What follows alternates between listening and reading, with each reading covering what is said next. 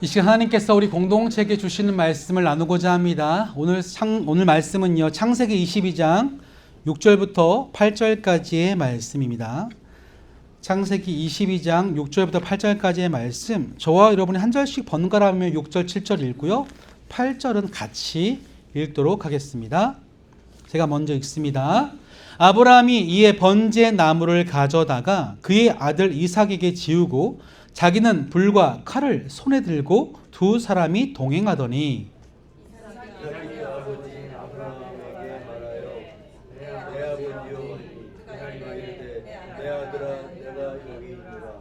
이삭이 이르되 그가 나무는 있거니와 번제할 어린 양은 어디 있나이까. 함께 8절 읽겠습니다. 아브라함이 이르되 내 아들아 번제할 어린 양은 하나님이 자기를 위하여 친히 준비하시리라 하고 두 사람이 함께 나아가서. 아멘. 오늘은 이 본문을 가지고요, 믿음 시리즈 두 번째 설교, 약속을 따라 걷는 믿음이라는 제목을 정하고 하나님의 말씀을 증거하도록 하겠습니다.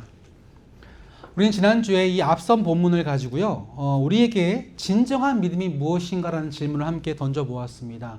잠깐 복습해 볼까요? 진정한 믿음이 되기 위해선 세 가지가 필요한데, 첫 번째 뭐였죠? 아는 것. 하나님을 향한 바른 지식이 필요하다고 그랬습니다. 근데 이 지식만 가지고는 소용없습니다. 이 지식을 두 번째 어떻게 되죠? 받아들여야 됩니다. 그렇죠? 그런 다음에 동의하는 것을 끝나지 않고 움직이기 위해서 세 번째, 신뢰할 때. 복습하셨네요. 우리 가지고 있는 그 믿음이 정말 건강한가, 진짜 믿음인가를 점검하기 위해선 하나님을 향한 바른 지식과 그것을 동의하고 신뢰하며 움직일 때 그것은 살아 움직이는 믿음이 되어집니다. 그런데요, 우리가 살아가면서 이 믿음이 내게 얼마큼 주어졌는지를 알아가기 위해서 때때로 하나님이 우리에게 시험, 테스트를 하십니다. 그 테스트는 사탄이 주는 템테이션, 유혹과는 전혀 다릅니다. 우리가 그 하나님의 테스트를 받을 때는요, 하나님께 결국 더 가까이 나오게 되고 우리의 파멸이 아니라 우리의 생명이 주어지고 우리가 성숙하는 길로 나아가게 되는 것이지요. 그런 점에서 이 시간 앞뒤 좌우를 바라보시면서 서로 이렇게 한번 인사를 나눠보시면 좋겠습니다. 무슨 일을 만나도 주님만 의지합시다. 서로 인사하시겠습니다. 무슨 일을 만나도 주님만 의지합시다. 무슨 일을 만나도 주님만 의지하시기를 축복합니다. 어떤 상황 속에서 이렇게 주님만 바라보고 나아갈 때 우리가 하나님 주시는 그 평안함을 누릴 수 있는 줄로 믿습니다. 자, 그런데요, 그럼에도 불구하고 때때로 살아가면서 내가 이해한 하나님과 내가 알고 있는 하나님과 내 현실의 괴리감이 나타날 때 우리는 신앙의 이 믿음의 혼란스러움을 경험합니다. 제가 이 믿음의 혼란스러움을 경험했던 것은요, 기차 아니었어요. 무슨 말입니까? 2001년도에 제가 국가의 부름을 받고 논산 신병훈련소에 입소했습니다. 거기서 기초 군사훈련을 받을 때에 그때만 해도 저는 저에게 기대가 있었습니다. 하나님께서 저에게 이런 후방의 교육소에 입소하게 하셨기 때문에. 특별히 제가 군대 갔을 때요, 병사들에게 하나씩 주어지는 주특기를 받았는데 60mm 포탄을 사용하는 박격포 주특기를 받았습니다. 근데 이 박격포가 몇 년 된지 아십니까? 50년 된 거예요. 6.25 때 썼던 골동품입니다. 그러니까 지금 이 포를 운용하는 부대가 다 후방 쪽에 있었고요. 대부분 그 포가 노후됐기 때문에 저와 같은 주특기를 받은 사람들은 적당하게 군생활을 하다가 편한 보직으로 옮길 수 있는 가능성이 높다는 이야기에 제가 듣게 됐습니다. 나름 기대했습니다. 근데요, 그렇게 후반기 교육을 마치고 기차를 타고 자대 배치로 올라갔는데 이상해요. 논산에서 출발한 기차가 대전을 거쳐서 올라가고 안양과 수원을 거치고 저희 동네인 서울역을 지났는데도 제 이름이 불리질 않는 거죠. 제 친구들은 다 내렸는데 저만 남았습니다. 최후의 3인이요. 어디까지 갔냐면 강원도 홍천까지 올라갔어요. 딱 홍천에 내리자마자 저를 맞이한 작은 지프차에 제 몸을 실었는데 그때 그 군대 장교가 저에게 건넸던 첫 번째 환영 인사가 뭐였는지 아십니까? 잘 왔다. 저주받은 땅 홍천에. 이렇게 얘기했습니다. 왜 홍천이 저주받은 땅이었냐면 여름에는요 너무 덥고 대구보다 덥고 겨울에는 철원보다 추운 그런 땅이었습니다. 아직까지 장갑차가 안 들어와서요. 모든 병사들이 걸어 다녀야만 하는 그런 부대였는데 하물며 그 오래된 50년 된 박격포를 등에 짊어지고 군장을 메고 총을 들고 다니는 그런 부대에 제가 부름받게 되었습니다. 이렇게 힘든 부대였는지 사건 사고가 끊이질 않았습니다.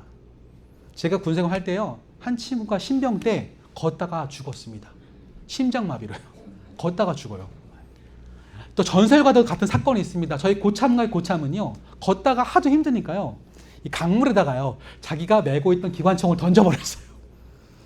이 반응이 없을 줄 알고 있었습니다. 군대 가보시면 이 총을 던진다는 게 얼마나 끔찍한 사고인지 모릅니다. 이쯤 되니 제가 그런 부대에 들어가게 됐으니 하나님을 얼마나 원망했을까요? 하나님, 이게 뭡니까? 다 편한 후방부대에 빠진다는데 왜 저만 이곳에 보내셨어? 저희가 군생활 동안에 저를 보호하신다고 약속하셨으면서 저를 왜 이곳에 보내셨나요? 하고 제가 완전 넋이 나가버렸어요. 그 넋이 나간 사진을 제가 갖고 왔습니다. 한번 볼까요?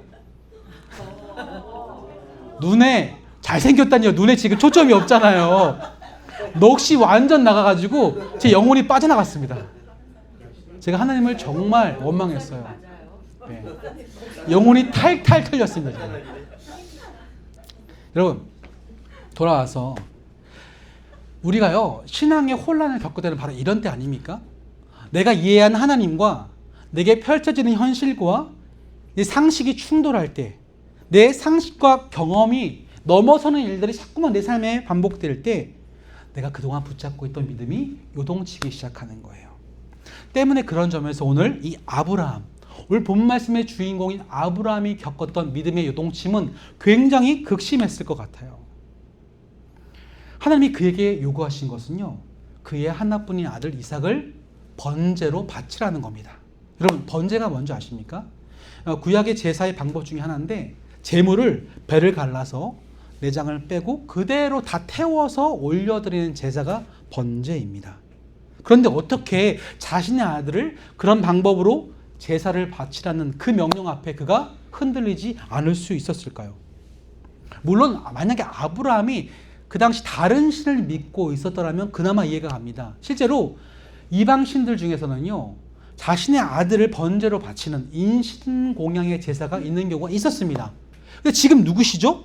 이 명령을 하신 분, 아브라함이 믿는 신은 다른 이방신이라 하나님이세요. 어떻게 그 하나님이 끔찍한 제사를 요구하실 수가 있습니까? 이것은 윤리적인 모순 아니겠어요? 게다가 이런 윤리적인 모순뿐만 아니라 이 아브라함에게는 신학적인 모순도 있었습니다. 오늘 이 장면 바로 앞서 21장에서 하나님이 이렇게 말씀하셨어요. 제가 노란색 글씨만 읽어볼까요? 이삭에게서 나는 자라야 내 씨라 부를 것임이니라. 무슨 말이냐면 하나님은 아브라함의 아들인 이삭을 통해서 저 하늘의 별과 같이 땅의 모래와 같이 그 씨가 자손이 번성케 될 거라는 약속을 주셨어요. 근데 하나님이 이상한 요구를 하시죠. 그 씨가 되는 아들을 죽이라는 거예요. 번제로 바치라는 거예요. 이게 이해할 수 있습니까? 때문에 지금 이 순간 아브라함은 하나님의 명령 앞에 윤리적인 신학적인 모순을 경험하고 아마 굉장히 복잡했을 거예요. 자, 바로 이때에 아브라함은 어떤 반응을 보였을까요? 우리 다 함께 3절 말씀을 읽겠습니다. 22장 3절 시작.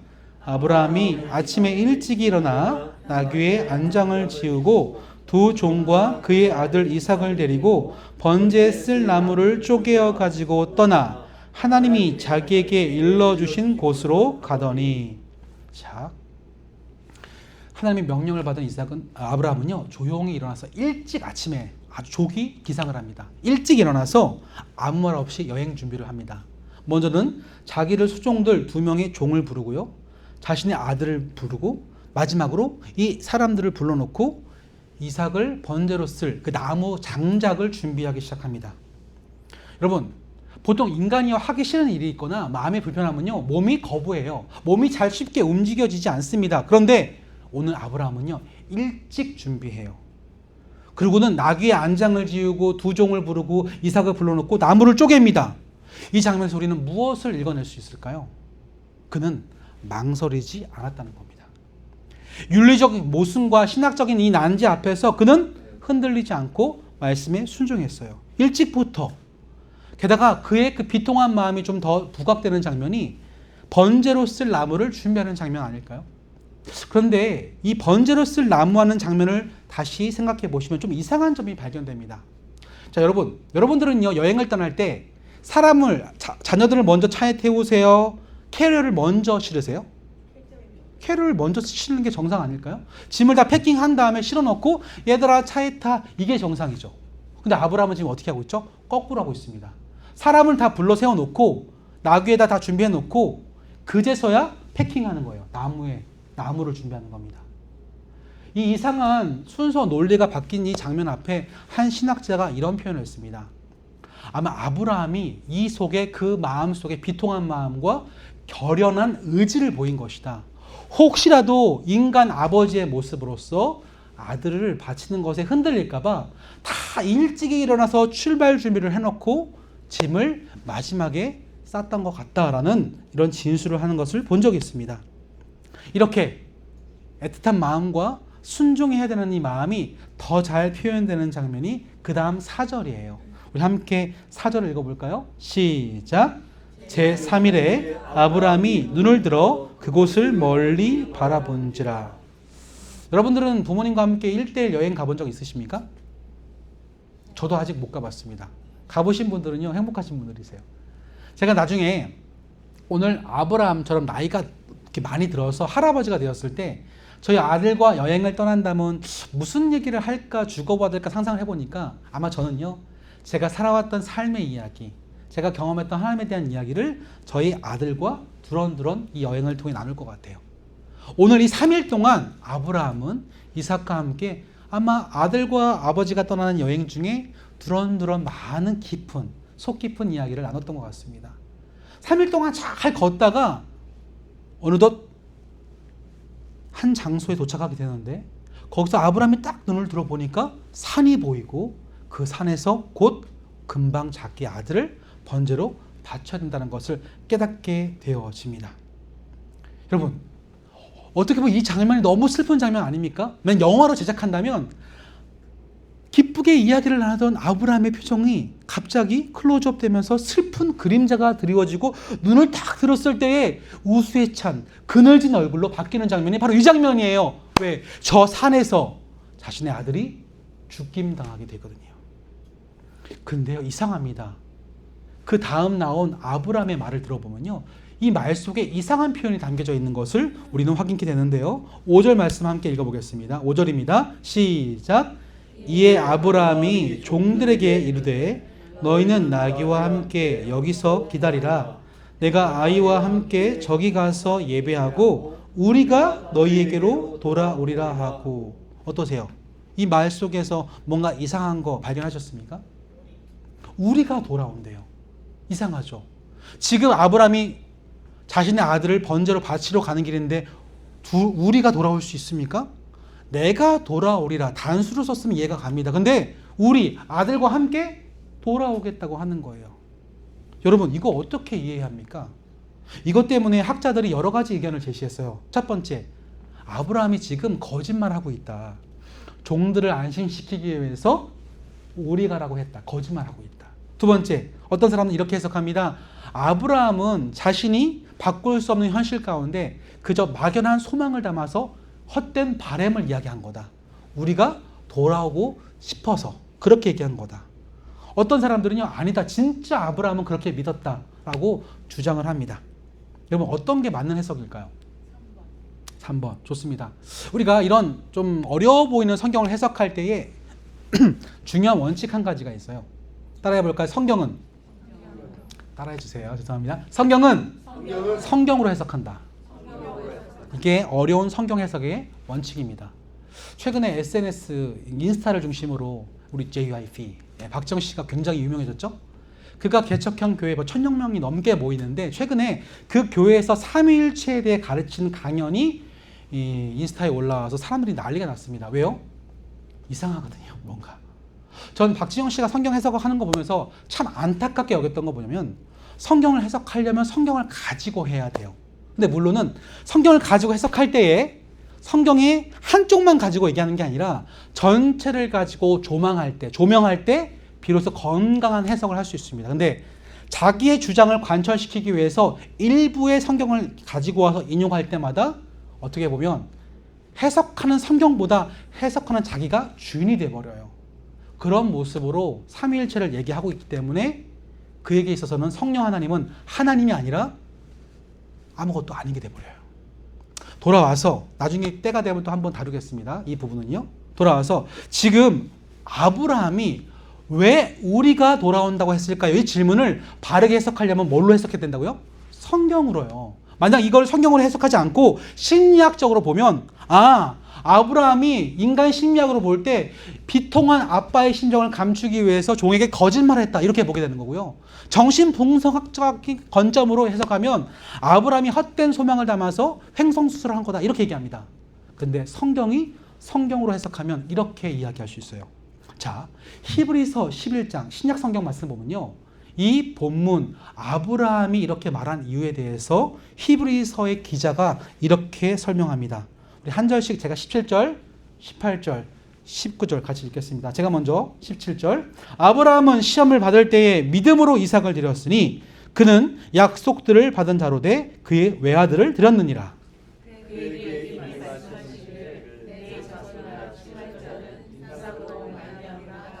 함께요. 그가 하나님이 능히 이삭을 죽은 자 가운데서 다시 살리실 줄로 생각한지라. 비유컨대 그를 죽은 자 가운데서 도로 받은 것이니라. 아멘. 이 히브리서 성경 기록한 사람은요, 아브라함의 믿음을 바라보면서 그가 우리가 돌아오리라고 말씀했던 그 이유가 바로 뭐냐면 그가 이삭 아들을 제물로 바친다고 해도 그 죽은 아들을 하나님께서 뭐 하신다?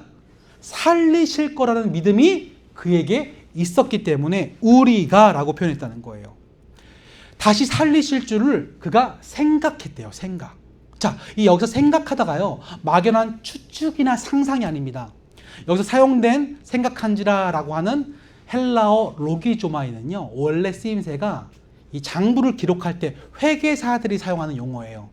예를 들면 회계사가요, 당시 고대 근동 지방의 회계사가 영수증과 장부를 대조해서 다 일일이 따져본 다음에 정확할 때 기록할 때 이 기록하는 행위가 바로 이 로기조마이 생각한지라예요. 다시 말하면 지금 아브라함은 자신에게 벌어진 일을 쭉 따져보고 있는 거예요. 과거 하나님은 나한테 어떻게 하셨지? 무슨 말씀을 하셨지? 그 하나님은 어떤 분이지? 다 하나 일일이 영적인 대차 대조표를 들어가면서 따져본 거죠. 그런데 첫 번째, 하나님은 그에게 이삭이라는 선물을 주셨어요. 근데 두 번째, 하나님은 어떤 분이시죠? 성실한, 신실한 성품을 갖고 계세요. 근데도 불구하고 이삭을 바치래요.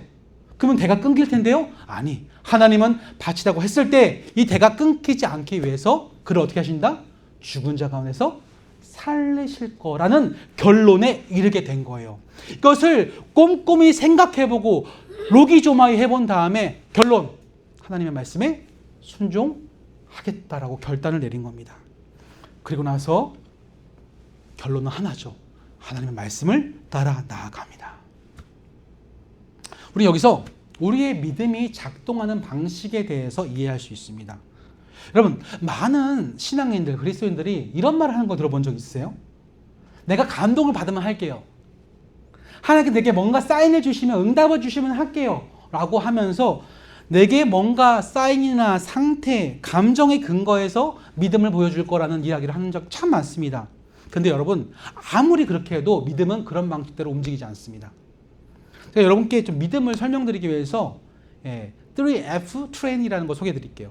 보여주실까요? 우리 믿음이 작동하는 방식을 기차로 비유를 든 겁니다. 자, 여러분, 기차를 움직이는 엔진은 어디 있습니까? 뒤에 있어요? 앞에 있어요? 앞에. 맨 앞에 뭐가 있죠? 팩트가 있습니다. 이 기차가 움직이려면요, 믿음이 전체가 움직이려면, 내 인생이 움직이려면 엔진이 있어야 돼. 그 엔진은 말씀 혹은 진리, 팩트라는 엔진이 필요해요. 근데 사람들은 뭐라고 얘기하는 줄 아세요? 지금 맨 마지막 필링을 얘기해요. 내가 감동이 있으면, 응답이 있으면, 반응이 있으면, 상황이 변하면 내 느낌이 있을 때 믿겠다고 합니다. 여러분, 느낌은요, 이 필링은요, 믿음을 움직여주지 못해요. 이 느낌은요, 감정은요, 상태는요, 믿음에 따라 움직였을 때 오는 결과이지 원인이 될 수가 없습니다. 사람들은 반대로 얘기해요. 느낌이 없어서 못 믿겠대요. 아니요. 사실에 근거해서 믿음이라는 연료를 갖다 부을 때 작동합니다. 그때 필링이 따라오는 거예요. 아, 그렇구나. 하나님이 내 인생을 이끌어 가시는구나. 하나님이 살아계시는구나. 내 인생을 책임지시는구나 하는 느낌이 그제서야 온다고요. 근데 안타깝게 사람들은 거꾸로. 근데 이에 우리 아브라함은요, 정직하게 반응합니다. 어떻게 해요? 하나님이 내게 약속하신 분이다. 그 언약의 기초에서 팩트, 자신의 믿음이라는 연료를 그 언약에 갖다 붓습니다. 그럴 때에 그가 움직일 수 있게 되었어요. 어떻게 해요? 아침에 일찍 일어났죠. 두 종을 세웠죠. 이삭을 세웠죠. 나귀의 안장을 지웁니다. 그리고 나서 나무를 쪼개요. 그리고 나서 길을 3일 동안 걸었고 그 산 앞에 도착하게 되어집니다. 그 이후에 모든 결과는 하나님께 맡겨드려요. 이 과정 중에 그의 아들 이삭이 둘이서 이렇게 걷다가 문득 궁금해졌나 봐요. 이렇게 질문을 던지죠. 제가 7절을 제가 읽겠습니다. 이삭이 그 아버지 아브라함에게 말하여 이르되 내 아버지여 하니 그가 이르되 내 아들아 내가 여기 있노라. 이삭이 이르되 불과 나무는 있거니와 번제할 어린 양은 어디 있나이까. 아마 10대 정도 됐던 이 이삭도 궁금했던 것 같아요. 평상시 때는 제사를 드리면 제물이 있는데 제물이 없거든요. 불과 나무만 있거든요. 아빠, 제물은 어디 있어요? 이때 드디어 아브라함이 이렇게 대답합니다. 8절 같이 읽어보겠습니다. 8절입니다. 시작. 아브라함이 이르되 내 아들아 번제할 어린 양은 하나님이 자기를 위하여 친히 준비하시리라 하고 두 사람이 함께 나아가서 보세요. 뭐 하신대요? 하나님이 자기를 위하여 친히 준비하신대요. 이 말은 단순히 그 위기 상황을 모면하기 위한 임기응변도 아니었습니다. 뭔가 대책이 있기 때문에 뭔가 확실한 게 알기 때문에 대답한 게 아니라 그는 그저 그에게 주신 약속에 따라서 언약에 따라서 믿음에 따라서 선포했어요. 하나님이 준비하실 거야. 하나님이 책임지실 거야. 라는 믿음의 고백으로 나아가게 되었던 거죠. 자, 그렇다면 사랑하는 성도 여러분, 오늘 주신 이 말씀을 통해서 하나님이 지금을 살아가는 저와 여러분에게 전달하고자 하시는 메시지는 과연 뭘까요? 우리는 흔히 믿음을 명사라고 알고 있습니다. 믿음이니까 믿음. 근데 믿음은요, 그 자체가 동사입니다. 움직여야 돼요. 그런데 동사인 믿음을 갖고도 내 삶이 작동되고 움직여지지 않는다면 뭔가 문제가 있다고 하는 것입니다. 아까 3F 트레인 기억나십니까? 내 삶이 움직여지지 않으면요, 뭔가 문제가 있는 건데 내 감정에 문제가 있는 게 아니에요. 엔진에 문제가 있습니다. 바로 하나님이 하신 약속, 언약, 이 진리의 팩트가 내 가운데 선명하게 자리 잡지 않거나 그 진리는 있지만 믿음이라는 연료가 부어지지 않으니까 내 삶이 안 움직여지는 거예요. 여러분의 믿음이라는 기차는 잘 마련해 놓았는데 이게 제자리에 서서 꼼짝도 안 하는 것은 분명 뭔가 문제가 있는 겁니다. 아마 대다수 진리 혹은 믿음의 문제가 있을 거예요. 하지만 오늘 아브라함은 달랐습니다. 그 상황 속에서 그동안 경험했던 그 하나님을 곰곰이 따져보니까 로기조마이 생각해보니까 그 하나님은 약속을 반드시 지키는 분이세요. 자신의 아들을 통해서 반드시 많은 씨앗들을 번성할 자손들을 주신대요. 근데 제단으로 바치래요. 그 말은 그 아들을 내가 죽여도 살리신다는 부활 신앙이 이미 그때부터 이 아브라함 마음속에 있었다라고 하는 거죠. 때문에 이 부활 신앙이 이 약속의 말씀이 그의 삶을 움직였습니다. 우리 그런 점에서 다 함께 한번 선포해 볼까요? 약속을 따라 걸을 때, 다시 한번 약속을 따라 걸을 때 내 삶이 움직여집니다. 아멘입니까? 제가 지난주에 계속 아브라함처럼 복잡하고 예상할 수 없고 모순된 상황들을 계속 맞이했습니다. 뭐 여러분 잘 아시겠지만 또 집을 구하고 있었고 학원도 지금 준비하고 있지 않습니까? 계속 모순 덩어리였어요. 풀리도 풀리지 않고 막히고 답답했습니다. 근데 그런 상황 속에서 제가요, 본래 정성열, 언약을 믿지 못하는 정성열이라고 하면요, 금방 포기했을 겁니다. 전 저를 알아요. 하다가 좀 안 되면요, 그만해. 아닌가 보다. 쉽게 포기하거나 그냥 주저앉거나 방치하고 외면하는 것이 본래 저의 본능입니다. 놀랍게도 하나님이요, 이 말씀대로 제가 살아내려고 하니까 계속 저를 움직여 주시는 거죠. 또 해봐 성렬아, 계속 나아가봐, 자꾸 두드리고 찾아봐 하시더라고요. 그 과정을 더디지만 하나씩 해나가려고 할 때 하나님이 조금씩 하나님이 나를 통한 계획이 무엇인지를 보여주기 시작하시는데 실로 놀랍습니다. 아직 정확하게 결과가 나오지 않아서 말씀 못 드리겠지만 분명한 것은 주저앉을 수밖에 없는 일에 저를 계속 움직이게 하시고 뛰게 하시고 제 마음을 설레게 해 주신다는 거예요. 그럼 제가 지난주 한 주 제 인생을 로기조마이 곰곰이 따져봤습니다. 그 저주의 땅 홍천에서 제가 어떻게 됐을까요? 제가 군생활을 마치고 딱 그 홍천의 부대를 내려오면서 하나님, 이 땅은 저에게 축복의 땅이었습니다라고 고백했어요. 진심으로요. 제게 홍천은요 축복의 땅입니다. 또한 그뿐만 아니라 제가 정말 이 아브라함처럼 꽉 우겨쌈을 당해서 어떻게 할 수 없을 때 하나님 그냥 십자가 따라 죽겠습니다, 죽으면 죽겠습니다 했을 때 하나님은 한 번도 저를 죽이시지 않고 그때마다 살려주셨고 하나님의 언약 가운데 내가 있다는 것을 확인시켜 주셨어요. 이번에 그 나의 하나님을 꼼꼼히 따져보니까 우리 하나님은 한 번도 나를 버리신 적 없고 한 번도 나를 실망시킨 적이 없으시더라고요. 오늘 그 믿음을 따라 아브라함도 걸었고 저도 걷고 있는 중입니다. 그렇다면 지금도 혹시 두려움 가운데 순종할 수 없고 내 삶이 움직여지지 않을 때, 믿음이 없을 때 고민하는 여러분에게도 하나님은 이 말씀으로 여러분을 움직이고 싶어 하지 않으실까요? 여러분의 삶이 무엇 때문에 움직이지 못합니까? 다시 한번 이 기차를 기억하시면서 어디에 내가 머물고 있는지, 자꾸 나의 감정에 호소하고 나의 환경에 몰두하고 환경과 형편을 자꾸 집중하면서 오히려 내게 하시는 그 하나님의 말씀, 약속을 잊진 않았는지, 거기다 믿음의 연료를 붓고는 있는지 점검하시면서 내 인생을 끌어가시는 하나님의 놀라운 매일매일의 걸음이 즐거운 하나님과 함께하는 걸음이 되어지기를 이 시간 주님의 이름으로 간절히 축원을 드립니다. 아멘. 우리 시간 말씀을 정리하면서 함께 세 가지를 놓고 기도하면 좋겠습니다. 첫 번째 기도 제목은요, 이제 좀 여러분의 눈앞의 현실보다 하나님의 약속을 좀 더 신뢰하는 믿음을 가지셨으면 좋겠어요. 하나님, 때로 내 눈앞의 현실이 하나님 말씀과 너무 다르게 보일 때가 있습니다. 오늘 아브라함처럼 말이죠. 하지만 이런 이해할 수 없는 상황과 예상하지 못한 어려움 앞에 흔들리지 말고 내 생각과 감정보다 하나님의 약속을 신뢰할 수 있게 해달라고 기도합시다. 두 번째로, 나의 감정과 확신을 기다리기보다 믿음으로 한 걸음 내디딜 수 있도록 함께 기도합시다. 내 마음에 감동이 생기면 좋겠죠. 하지만 감동이 생기지 않을 수도 있습니다. 상황이 확실하지 않을 수 있습니다. 하지만 주저하지 않고 주신 말씀이 있다면, 언약이 있다면 계속 움직여 나갔으면 좋겠어요. 움직이시면서 하나님께 물어보십시오. 함께 해달라고 기도하십시오. 하나님은 그 자리에 여러분과 함께 하심을 느끼게 하실 겁니다. 세 번째 기도할 것은, 우리가 자꾸만 결과를 보려고 하는 거 있어요. 어떤 결과가 있을까?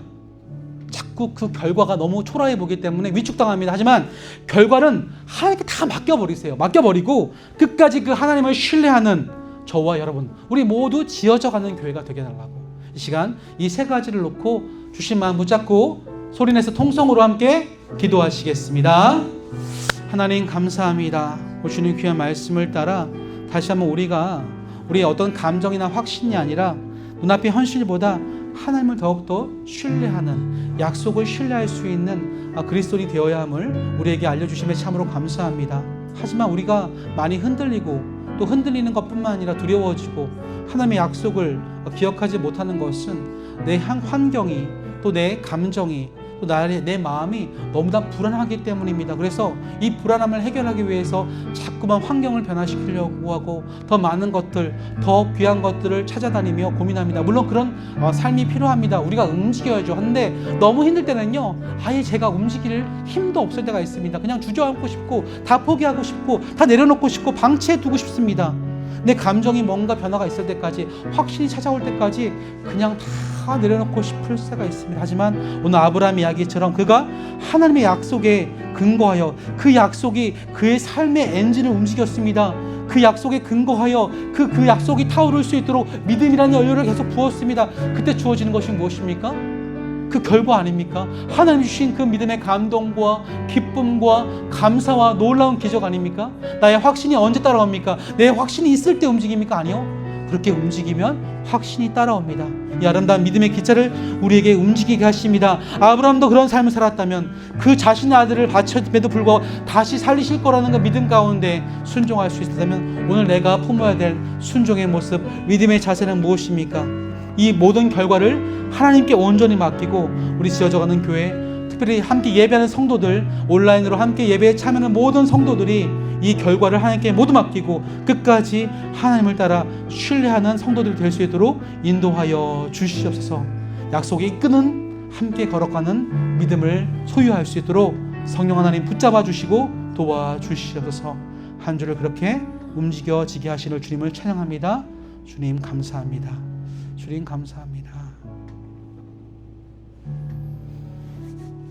하나님, 오늘도 살아가면서 우리 마음속에 많은 불안함과 염려함이 찾아올 때는 대부분 내 눈앞의 현실을 하나님보다 크게 바라보게 될 때입니다. 또한 오랜 시간 동안 노력하고 수고했지만 그렇게 기도했던 제목들이 변화가 있지 않고 답보적이고 지지부진할 때 다 포기하고 싶고 내려놓고 싶고 다 방치하고 회피하고 싶은 게 우리의 본능입니다. 하지만 하나님, 오늘 자신의 하나님을 향한 이해와 주신 명령 사이에 혼란스러웠던 아브라함도 약속을 따라 묵묵히 그 길을 걸었습니다. 주저하지 않고 일찍 일어나서 모든 채비를 갖추고 하나님께서 명령하신 그 산으로 올라갈 수 있었습니다. 그렇다면 우리의 삶을 움직이게 하는 것이 무엇입니까? 환경입니까? 믿음입니까? 하나님, 약속이 우리의 삶을 이끌어갑니다.